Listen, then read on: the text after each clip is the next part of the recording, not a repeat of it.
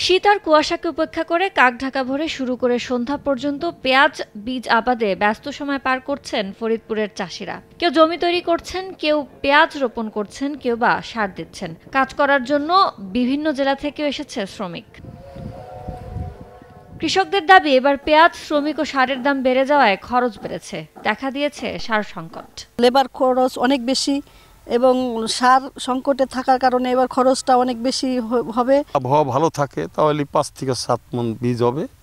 বাজার ভালো হলে আমরা একটু বাঁচতে পারবো, আর বাজার খারাপ হলে তো একটু আমাদের কৃষকের লস হবে। দানা বীজ লাগানোর জন্য খুব ব্যস্তের ভিতরে আছি, ব্যস্ততা পার করতেছি যে আমাদের লাগাইয়ে উঠে যেতে হবে, তাড়াতাড়ি পানি দিতে হবে। কৃষি বিভাগ বলছে, চলতি বছর জেলায় 1854 হেক্টর জমিতে পেঁয়াজ বীজ আবাদের লক্ষ্যমাত্রা ধরা হয়েছে।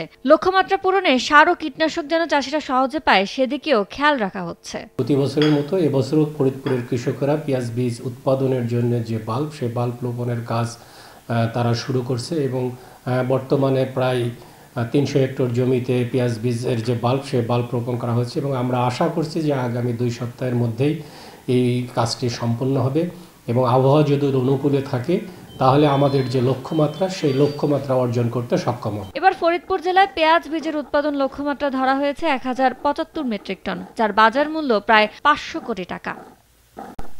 সময় সংবাদ, ফরিদপুর।